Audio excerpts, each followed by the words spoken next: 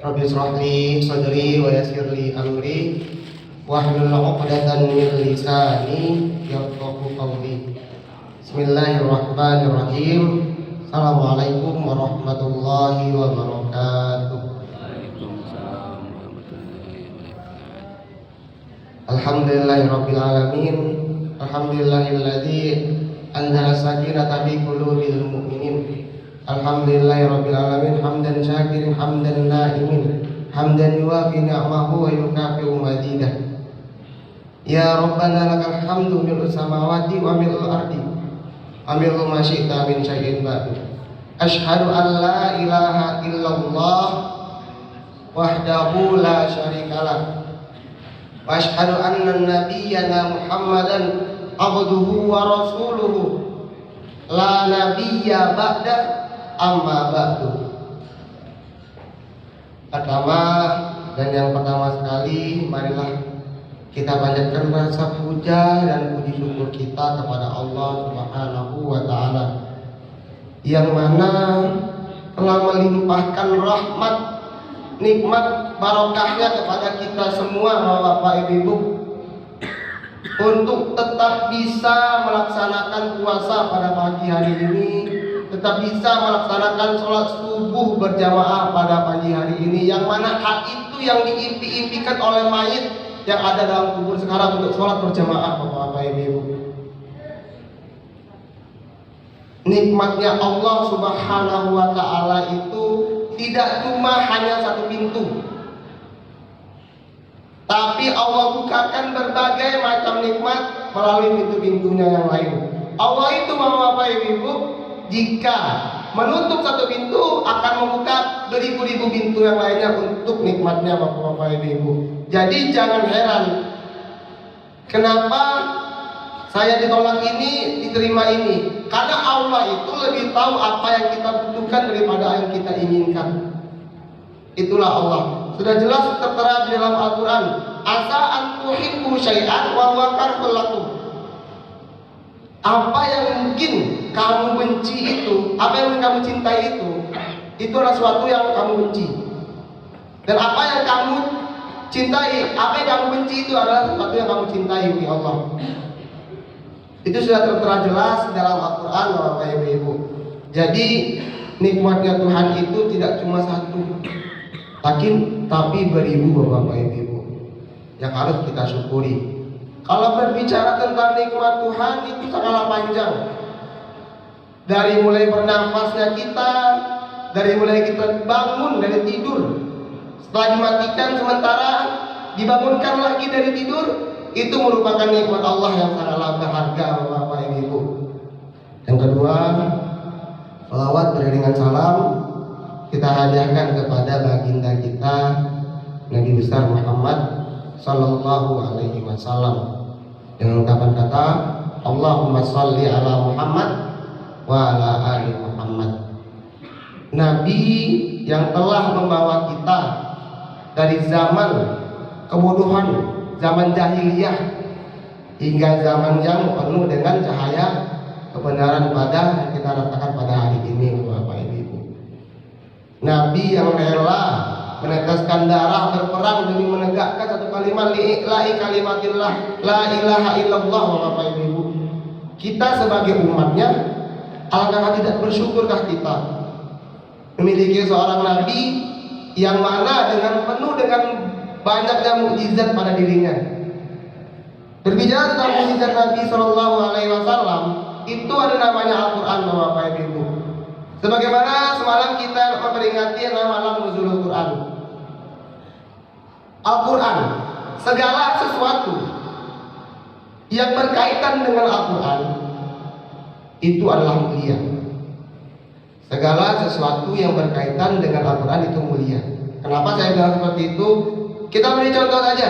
Malaikat yang mengirimkan wahyu kepada Nabi Muhammad, malaikat Jibril, dijuluki sebagai sebaik-baik malaikat. Yang menerima wahyu Nabi Muhammad Shallallahu Alaihi Wasallam, khairul anbiya, sebaik-baik nabi. Apalagi kita dengan Al-Quran, apakah kita masih malas membacanya? Apakah kita tidak mau mulia dengan Al-Quran, Bapak Ibu? Yang mana saja yang membawakan wahyu dan yang menerima wahyu saja mulia, apalagi yang membacanya, Bapak Ibu. Dengan membacanya saja kita sudah mendapatkan pahala, apalagi dengan menghafalkannya. Baiklah Bapak Ibu, mungkin judul ceramah saya pada pagi hari ini tentang dua hal, tentang hati dan sholat. Saya akan berbicara tentang hati terlebih dahulu, baru menuju pada sholat. Hati itu ada bermacam-macam kondisinya, Bapak Ibu. Yang pertama, hati yang kosong dari cahaya kebenaran, yang mana ketika didatangkan suatu yang benar kepada dia, hatinya itu menolak untuk menerima, merasa paling benar. Apa sih itu? Apa sih ini? Sok-sok benar. Itulah hati yang kosong, tidak mau menerima cahaya kebenaran sedikit pun, yang jauh dari cahaya keimanan. Bapak, Ibu, jika iman sudah melekat di dalam hati, cahaya pun akan masuk dengan mudah. Ketika Bapak, Ibu mendengarkan sebuah ceramah, usahakan jadikan diri Bapak, Ibu itu seperti gelas yang kosong. Gelas yang kosong. Kenapa? Supaya bisa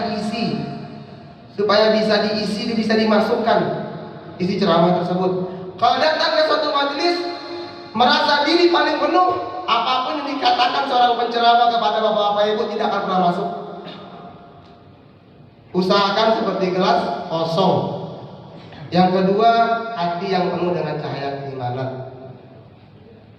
Bertolak belakang dengan yang pertama tadi, Bapak Ibu. Hati yang penuh dengan cahaya keimanan ini adalah hati yang menerima akan segala kondisi. Hati yang mana jika dikatakan sesuatu kepada dirinya, dia akan mengintrospeksi diri, tidak langsung menghakimi orang-orang yang menghakiminya. Dia akan berpikir terlebih dahulu menggunakan pikiran keimanannya. Itulah hati-hati yang penuh dengan keimanan, Bapak Ibu, yang penuh dengan cahaya keimanan. Kenapa saya berbicara tentang sholat setelah ini? Karena sholat itu ada berbagai macam tipenya, Bapak Ibu. Tipe-tipe orang dalam sholat. Tipe yang pertama itu adalah zalimun li nafsih. Orang yang zalim terhadap dirinya sendiri. Kenapa saya bilang seperti itu? Karena apa? Ketika datangnya waktu sholat dia melalaikannya. Fawailul lil musallin alladzina hum fi sholatihim sahun. Celakalah orang-orang yang sholat. Lah kenapa orang-orang yang sholat itu celaka? Alladzi nabi sholatihim sahun. Karena dia ketika datangnya waktu sholat, dia melalaikannya. Dia lupa, enggan melaksanakannya, lebih didahulukan oleh kesibukan pribadinya.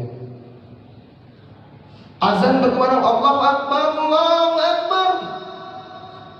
Bekolah, santalai, masih lama. Mentang-mentang waktu Isya itu dari jam segini sampai sebelum subuh, dia bilang masih lama.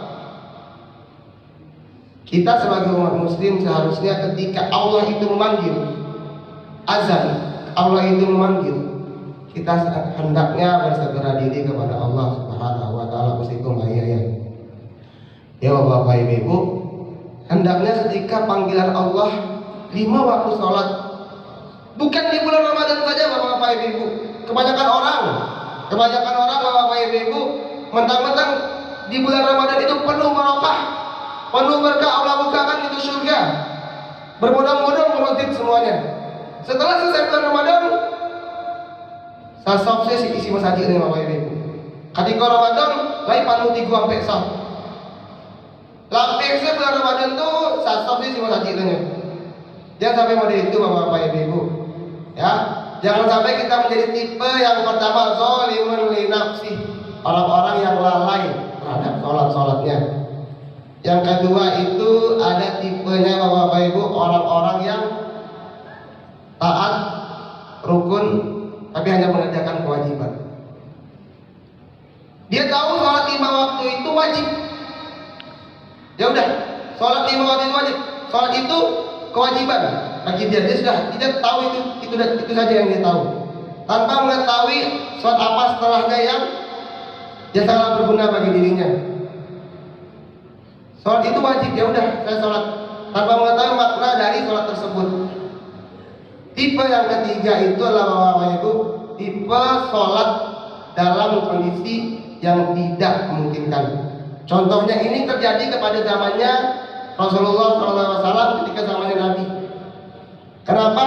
Disitulah sholat dalam kondisi yang tidak memungkinkan. Di saat itu terjadinya berbagai macam perang yang mana ketika itu membahayakan diri untuk sholat.